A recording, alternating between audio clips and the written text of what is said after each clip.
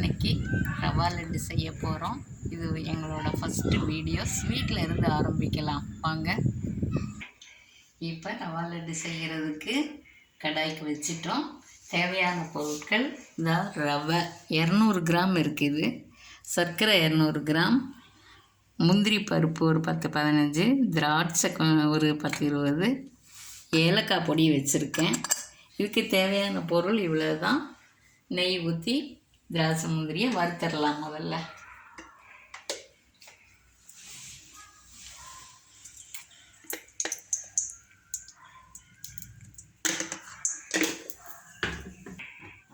பாருங்க. இப்போ முந்திரியை வறுத்துக்கலாம். இதில் போட்டு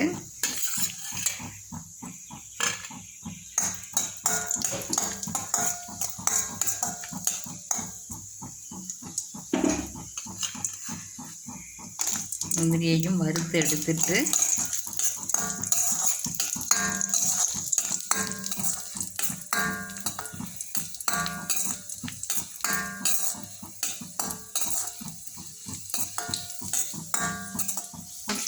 இப்போ திராட்சை முந்திரி வறுத்தாச்சு. இறக்கி வச்சுட்டு தண்ணி காய வச்சுருக்கேன். தண்ணி காய்ஞ்சதும் இதெல்லாம் போட்டு பிடிக்க வேண்டியதுதான். இப்போ பார்த்துக்கோங்க. பாருங்கள், இந்த நெய்யிலேயே நம்ம ரவையை போட்டுக்கலாம். அப்புறம் சர்க்கரையும் அதே மாதிரி 200 கிராம் பொடி பண்ணி வச்சுருக்கேன், அதையும் போட்டுக்கலாம்.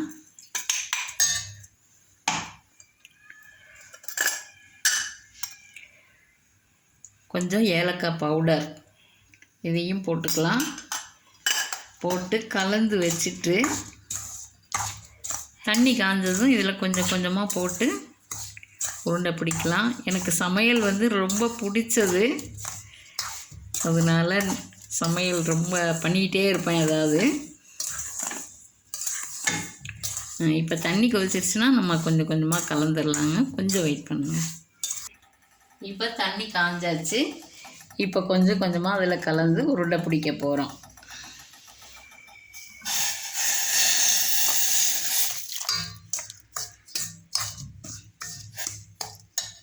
கொஞ்சம் கொஞ்சமாக ஊற்றிக்கோங்க. நிறையா ஊற்றுனீங்கன்னா பாருங்கள் இப்படி லூஸ் கொடுத்துரும். பாதி மாவு எடுத்து இங்கே வச்சுருந்தேன், பாதி ரவையை. இப்போ அதையும் போட்டாச்சு. ஒரு 1/4 டம்ளர் தண்ணியே போதுமானதாக இருக்குது. பாருங்கள், இவ்வளோ இருந்தால் போதும். ஒரு 1/4 டம்ளர் தண்ணி இருந்தாலே நமக்கு இது சரியாக இருக்கும். இப்படியே நமக்கு தேவையான சைஸில் பிடிச்சி எடுத்து வைக்க வேண்டியதுதான். ரொம்ப ஈஸியான ஒரு ரவா லட்டு.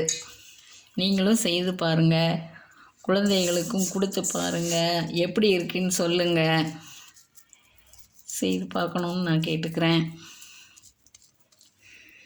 200 கிராமுக்கு நமக்கு ஒரு 7-8 லட்டு வரும்னு நினைக்கிறேன். பிடிச்சி பார்த்துக்கிறேங்க.